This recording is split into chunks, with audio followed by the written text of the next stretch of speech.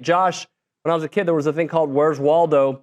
Now there's a thing called Where's Pate? Because every time you're in a new area, where are you this week? Oh, the U.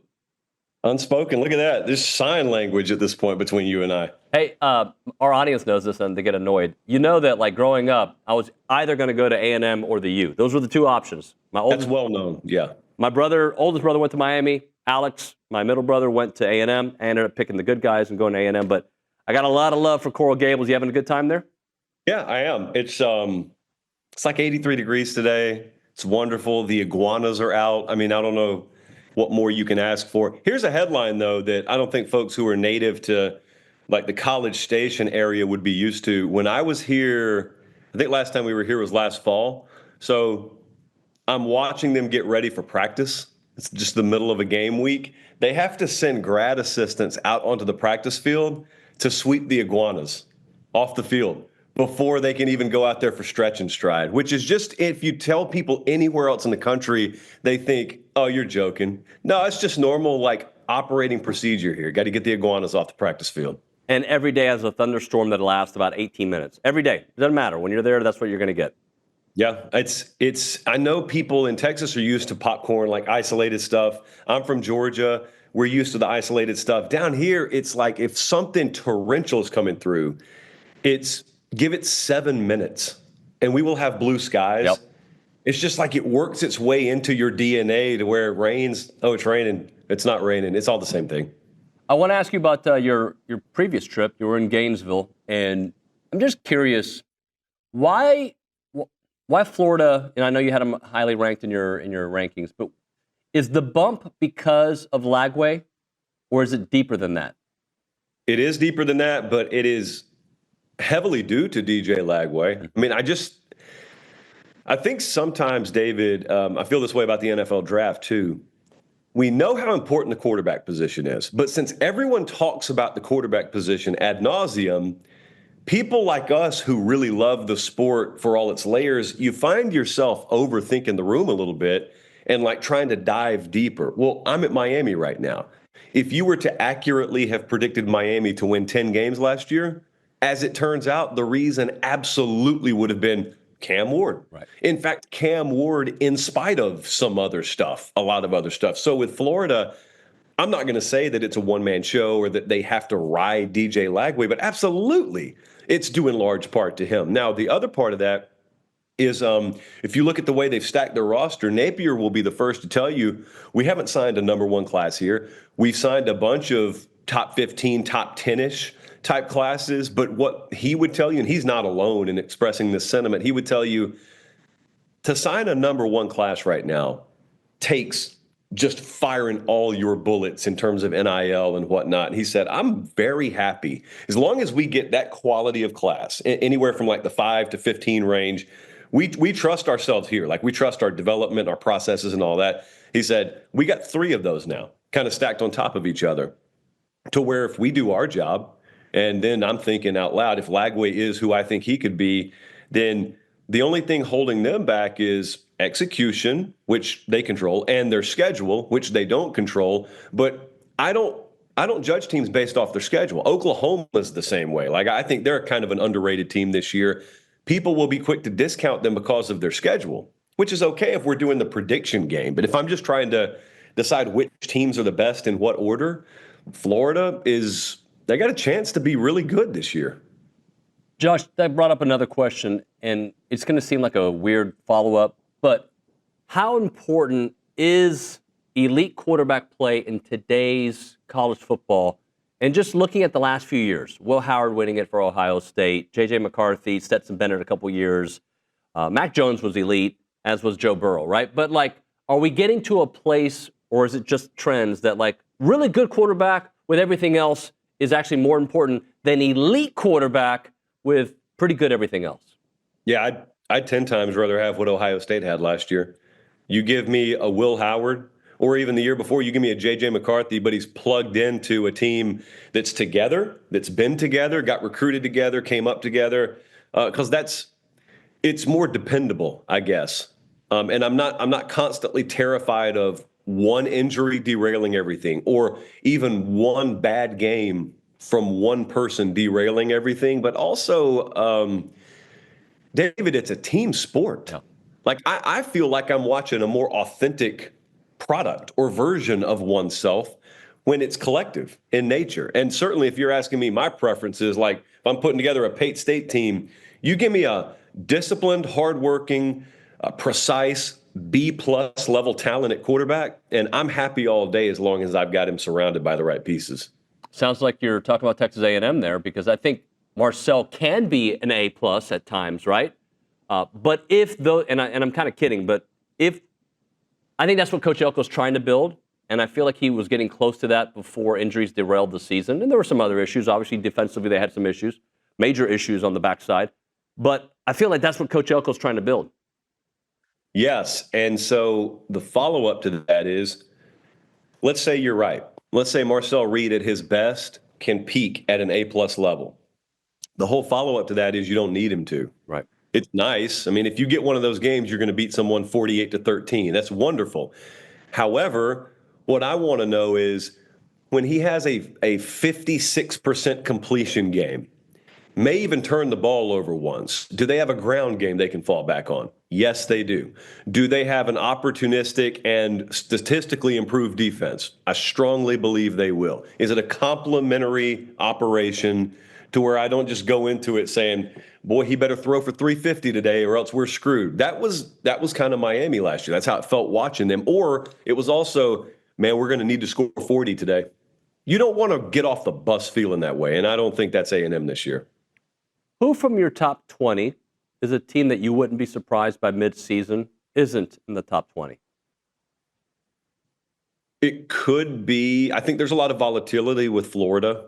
I took a flyer on Georgia Tech, but Georgia Tech, I've got a feeling about them more so than anything quantifiable. They play Clemson early on, and that's in Atlanta. If that were to be like a really lopsided game, then maybe that's different. I'm trying to think of who else, like Ole Miss. I think there's a fair amount of question about them, but there's also a huge amount of upside with them, and they don't really have a tough front-loaded schedule, so there's not the opportunity for them to be tested or maybe exposed or whatnot. So I would circle those off the top of my head. Yeah, I look at Florida's schedule and I'm like, yeah, they can be really, really good. They also can lose a lot of these games because they just haven't proven it. As good as they were at the end of last season, I think, more film on Lagway, how he adjusts to what teams know about him, I think will go a long way in their season as well. Yeah, and the other part, I know a lot of people weren't following Florida this spring very closely, but they didn't throw him a lot during spring. So he was rehabbing, and there was a lot of real nervous energy around that program, well, around the fan base at least, at the beginning of spring. Now, later on, I think they threw him a little bit, but I asked Napier yesterday because, I mean, you tell me Lagway's not going to be good to go. That's an entire tone changer for them. And he said, no, we're throwing him 3 days a week now. He'll be fine. Like the entire way we've handled him is part of a plan to have him full go by the time the season starts. So then the follow-up is, all right, if I'm going to get a 100% version of him, then this is the season they've built towards. Having said that, last year they were saying good stuff, yeah, and then they got wrecked week one, and then A&M did what they did to them a few weeks later. So it's the beauty of the sport, David, because you get to talk a whole lot this time of year, but ultimately they got to play the games. So a year ago, we've kind of talked about this, but I'm going to take it a different direction. A year ago, I was not high on Notre Dame right around this time, and we've gone over the reasons why, the new offensive line. Not that I wasn't high on them, but I just didn't think they were going to be a team that made it to the national championship game, right? Even after A&M played them in week one, I didn't think so. But sitting here today, I feel like I'm in the minority. I think Notre Dame may not peak by getting to the championship game, but I think that might be a better team. And I think some of that is based on their offense, not their defense, because I think their offense might be better this year with C.J. Carr if he ends up being the starting quarterback. Because I just think even though Riley Leonard had that moxie, I think C.J.'s got something to him passing-wise that I think Notre Dame needed. And I think the defense is, they lost some guys to the league, but I think they're going to be really good. I would call them bigger question, bigger upside, especially at quarterback. I mean, we were doing our breakdown of them the other day, and I was thinking about how, all right, Riley's gone. However, as much as CJ Carr is a question mark in the sense that he hasn't taken the reins, he hasn't started for a team, they were so limited passing last year. And the upside on Carr from a passing perspective is mildly to moderately, if not significantly better than anything they had last year. So I know I've got maybe the best tailback in the country behind him or beside him. I know with how banged up they were at O-line last year and still trotted out a winning unit, I know that's just a culture dependability thing I can have with them. So I agree with you. And they're probably as good at receiver as they've been in quite a while. Yeah. Them and Clemson are the two teams I'm saying that about a lot here lately. So I agree with you. Ironically, they open here. They open at Miami week 1, so that'll be fun to see. Well, and their schedule is so front-loaded that, like, we'll know what kind of team they are early on with Miami week 1, A&M week 3. Yeah, there are a couple of teams out there like that. Miami is actually another one. You've got a new quarterback, you got questions like everyone does, but unlike maybe an Ole Miss that gets a month and a half to figure it out, by the time you get to week 5 or week 6, you've already played 3 of your 4 toughest opponents. And so, it's kind of my exercise I do every August when I get really bored is I take the teams with the higher degree of uncertainty and then overlap that with teams with front-loaded schedules. And the ones that fit both parameters, those are the biggest wild cards in the sport because I don't even think they have a way to know how they're going to come out of the gate until they do. So I want to follow that up with how you do your evaluations when it comes to a team like Texas has to completely rebuild their offensive line. A team like A&M has to completely rebuild their defensive line, right? You've got these teams, and you know their reputation, but until you see it, you don't really know it. Last year, Notre Dame, the example we gave earlier, I didn't think that offensive line was going to be really good. It ended up being great. So, how do you kind of go into a season understanding that this is the brand, this is what they've done, this is what they can do, yet we haven't seen it? A lot of it is proof of performance. We have that in our business. If you're selling TexAgs to a future client, they want to see proof of performance, right? Well, if I have question marks about a unit on your team, I would love to have at my disposal a proof of performance. You've got the same position coach there. You got the same head coach. It's a bunch of new pieces, but I've seen you do that with unproven pieces before. That doesn't guarantee you anything, but it greatly ups my comfort level with you. Conversely, you've got other teams out there that are more in line with the norm of college football, and that is staff changes a lot. So if I trust your personnel, but you have a new coordinator in the building, let's say, we've all seen those stories where you get 4 years into a coordinator being somewhere, and you hear them tell you the story how, year 1, we were only like 60% installed. We knew it was going to take a couple of years. Well, everyone is willing to tell you that after the fact.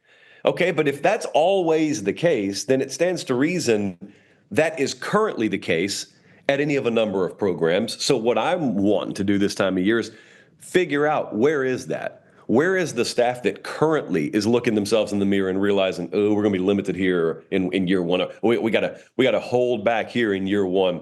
But then the follow-up is, who can win in spite of that?